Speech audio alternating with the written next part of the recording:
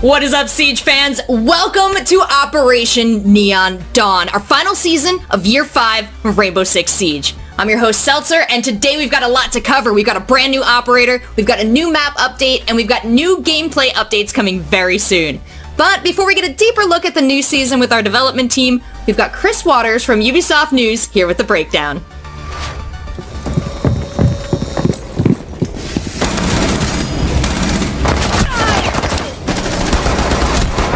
Operation Neon Dawn is lighting up Rainbow Six Siege in a whole new way, as a defender named Aruni is setting up laser gates.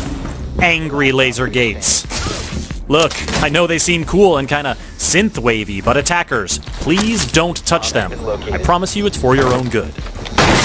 These gates have it out for drones, utility projectiles, and anyone on the attacking team, making Aruni a powerful architect of defense. Neon Dawn is also bringing a skyscraper map rework, as well as some key gameplay updates, including a nice little upgrade to Hibana's X-Kairos launcher.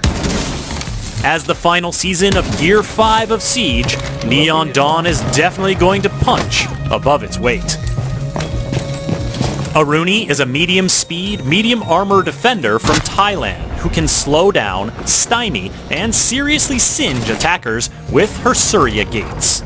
She can drape them over a soft or reinforced wall, set them up on windows, or use them to protect hatches, and they will completely cover the area.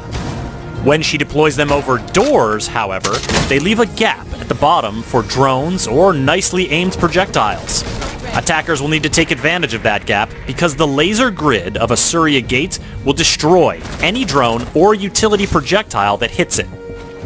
And if an attacker touches it, it'll take a substantial bite out of their health. See, when a Surya gate destroys something or zaps someone, it deactivates temporarily to recharge. So, once an attacker uses some utility like a grenade or a gadget, or burns some of their health to take down a Surya gate, that doorway is just a doorway again.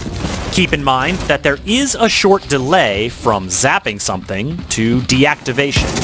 This short delay is all Aruni needs to get her speedy P-10 Roni submachine gun or her big, bad MK-14 EBR marksman rifle trained on the door in question. The first DMR to be wielded by a defender is not to be taken lightly, and Aruni always has her PRB-92 sidearm standing by for close encounters. Influencing where encounters happen is one of Aruni's biggest strengths, as her Surya gates help the defending team reconfigure the map to their advantage. You see, while attackers get hung up dealing with laser problems, defenders can waltz right through. The Surya gate turns off when a defender is close, making them perfect for protecting your rotation holes.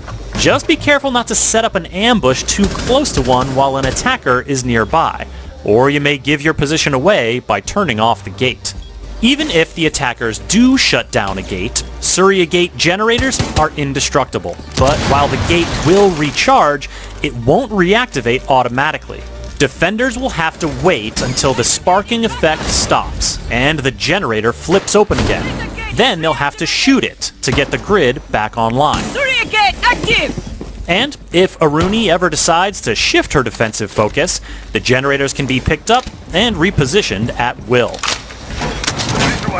The power of the Surya gates to disrupt attackers' plans and movements, plus the added barbed wire or proximity alarms in her secondary gadget slot, make Aruni a formidable asset to any defending team.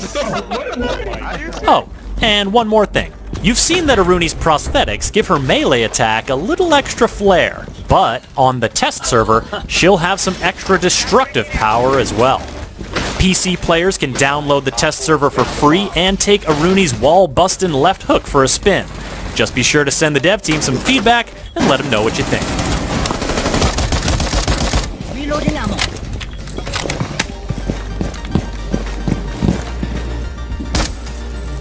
Impact. Op 4 eliminated. Mission successful. The new map rework coming to Operation Neon Dawn is Skyscraper. Now this one took a little extra time to get right, but we're really pleased with how it turned out. For more information on the new Skyscraper, here's level designer Nicolas Jolicoeur. Well, one of the first things we did was to have a little less windows in certain areas so that the crossfires are not as deadly as they used to be, which really helps. Also, there are certain balconies that we removed so that attackers are less likely to stay outside and just stay at the windows. The whole exterior wall of karaoke, that was where there used to be a balcony. That whole balcony side, we removed that. So the only way to be on that wall to come into one of the windows is through rappelling. Well, the whole restaurant area, what is interesting is that we've cut the restaurant part in half. So you got the bars. So now we have, would say like the cocktail bars, and now we're going to have a sushi bar.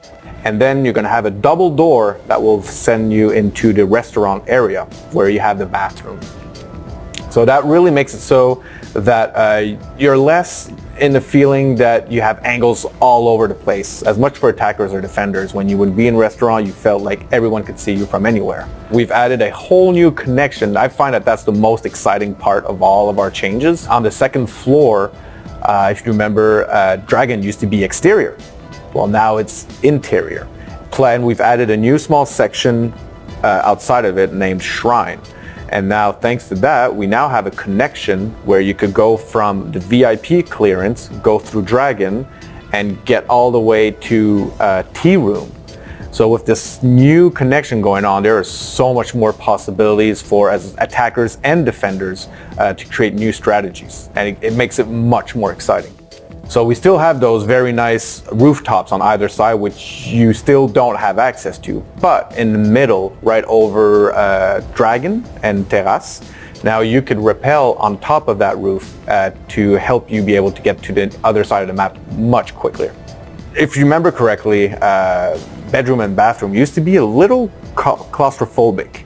Now, which is fun with the new layout that we got, it's still sort of similar to what we have, but it breathes so much more. And you have new ways of attacking it now. So you've got an entrance from delivery room that now has a destructible wall with it. There was something that no one enjoyed. If you remember correctly, there was the back stairs where all you had to do was stay down on the stairs and you could see underneath the barricades of the door and you could shoot anyone that was coming through there. Well, now that's changed and there's no more of that going on. It was like, it's a slight change, but it really makes a huge difference. Thank you, Nick. Next up, we have game designer Emilian Lomé and our writer Gary Astleford to tell us more about our newest defender, Aruni. Core aspect that we want for Aruni is to be an architect of defense. It is a role that emerged in Siege very early. Mira, Castle, and also Smoke was also dedicated to that due to the combination of SMG and shotgun. And that specific role is something we really like in defense, and we wanted to make a new one that would join this club of operators that we call architects. Going with this laser gate, with this proximity detection, means that if a defender gets close, the laser can turn off. So it is not a symmetrical relationship like with Castle. If I block a doorway with Castle, I block it for everyone. With Aruni, I can block a rotation, use it as much as I want, and the attacker is going to have to face the challenge, not me. It's a layer thing. You have the wall, you have the reinforcement, and then you have the laser grid.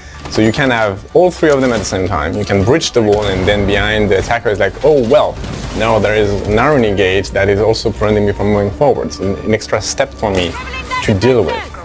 Same thing for hatches. You can have the hatch reinforced and the laser underneath it.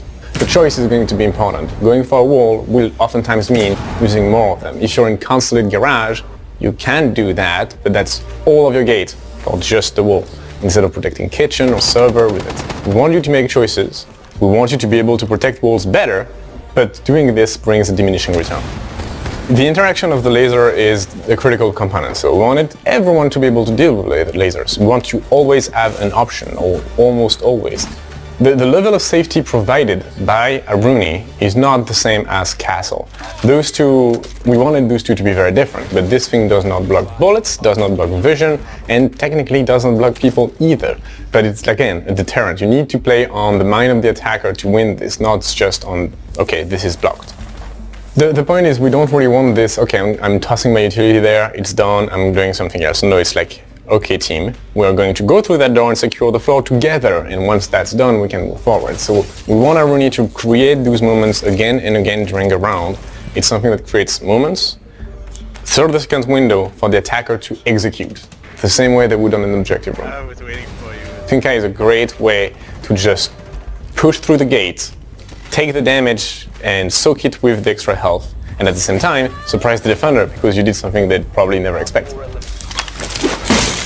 Irony is both an easy gadget to get rid of and also a big challenge to actually maintain this state of it's no longer there. Considering the character we made, we allowed her to have like a stronger punch, and when she does another wall, she creates openings. Not big, like shotgun shell size, but you can absolutely make your own rotation with a Rooney. So as an architect, without that option, it was either the secondary shotgun, which we already kind of have in a few operators, or primary shotguns. And if you want this architect role, primary shotgun would be mandatory, and it would be a bit disappointing for us to not explore other things. Right now we can. So we went with two options, one that is more of a classic Defender way to do things, the P10 Rooney. But we also are trying something new here, and we're bringing a DMR in defense. She has access to the MK14, and I'm really curious to see how that goes.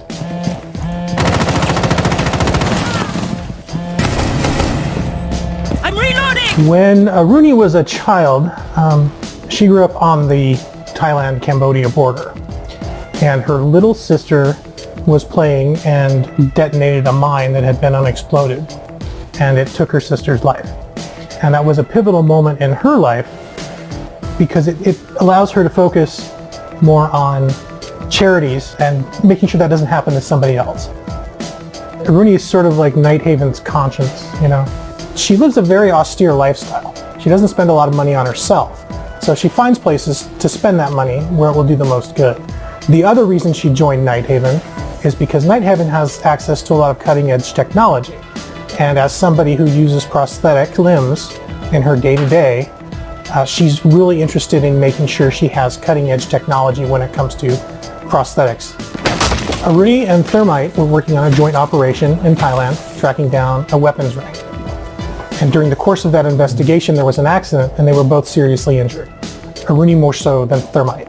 I can't talk too much about the details of the accident, but I can assure you they will be revealed in the future. We are looking to have a lot of inclusivity and diversity in all the operators that we've got coming. And so in those cases, we are doing our research and we are talking with consultants to make sure we're sensitive to these issues and we present them in a good light and that these characters are relatable. Thanks, guys. Emilian will also be posting in the upcoming designer's notes about our plans to address the 20-second meta. You can find those notes on Rainbow Six social channels and our website shortly after the stream. Now, last season, we introduced our accessibility tab, and with it, the ability to change site colors and opacity. This season, we're very excited to expand our accessibility features, with new communication options, including voice-to-text and text-to-voice. There are also a bunch of gameplay updates coming with Operation Neon Dawn. Here to discuss further are David Perpignan and Aurélie Debont. Spawn picking and runouts are very frustrating for most players and especially newcomers and intermediary players because they don't have the knowledge of the map and also not enough coordination. Defenders going outside is not a problem for us, but it should be more risky. So it was for this reason we reduce the outside timer detection, so we reduce to 1 second. But I think this shorter timer will help the attacker player to manage better their attack and also reduce the negative impact to be killed by a run out very early in the round. So defender have to commit to their runouts and attacker could react much quicker. So I think the change should be fairer for all players. Currently, Jaeger has a pretty dominant position on the catcher utility meta. That is a meta that has been very present on Rainbow Six for some time now, so we're taking some actions in this matter. If we are able to modify Jaeger's behavior, we may be able to modify a bit the distribution on projectiles and utility. The new ADS won't be able to catch 2 rounds consecutively. After destroying a projectile, the ADS will remain disabled for 10 seconds, so this is a big change. When the disabled time ends, the ADS will come back to the active status and will be able to catch projectiles again. The counterpart of this change is that the ADS will have infinite charges, so you have a cooldown after catching something, but you cannot catch one after another. Jaeger is causing now a lot of pressure into the economy of projectiles for attackers, so we're expecting a bit of a change here. Right now you shouldn't need as many projectiles as before to deal with him, so we expect to see a bit more of variety on the attacker sides in terms of projectiles and secondary gadgets. Jaeger is not the only change we are going to do for the 22nd meta. During this season you may expect more changes from the balancing cell regarding this matter. With the recent release of Ace and the Hard Breacher, we wanted to take a look at the whole ecosystem for breachers in the game, and we decided to make some changes in Ivana. So we are tweaking a bit the resource management on her to give her more functionalities. Now Ivana will be able to choose how many pellets she wants to shoot with the X-Kairos launcher. We'll let the player choose between 3 options. They can choose between 6 pellets, 4 pellets, or 2 pellets. Now Ivana is going to be able to be more flexible and have better choices during the match. The fact that the resources are more distributed will allow her to react specifically to its circumstance. For example, if you are facing a castle, you can choose to shoot only 2 pellets and you're going to save a lot of X-Kairos into your pocket. And if you found a hatch that it's just reinforced, you choose to shoot 4 of the pellets and you'll break it. Ivana has been known for a long time as the queen of the hatches, and we're trying to reinforce that role right now. Right now, Echo is a super strong operator that ends in the status of ban or pick. It's hard not to see him on a match of Pro League if it's not banned, and we think we need to take extra steps to fix this. The current yokai drones for Echo are a drone that you can throw and attach to the ceiling, and they become invisible once they are not operated, which means that it's pretty hard to spot. The new yokai drones won't be using the invisibility system, so when they are deployed and they are attached into the ceiling, they can still be spotted by other operators and destroyed. Let's say it's a bit easier to find them. Echo could still play as it plays right now, but he will need to be a bit more careful with the drones. A bit of map knowledge is going to be a bonus for Echo's players, because you need to hide those drones from the attackers, and that's important. He will need to invest more time on the observation tools, and for compensating that a bit, we are bringing back the shield to his loadout. Aruni and the rest of Operation Neon Dawn will be live on the test server tomorrow, November 9th. So please play, have fun, and send us your feedback. We'll also be sharing more news shortly about Siege on next-gen consoles, so make sure you keep your eyes on all the usual Siege channels. Thanks so much for watching, and now, back to the EU Major!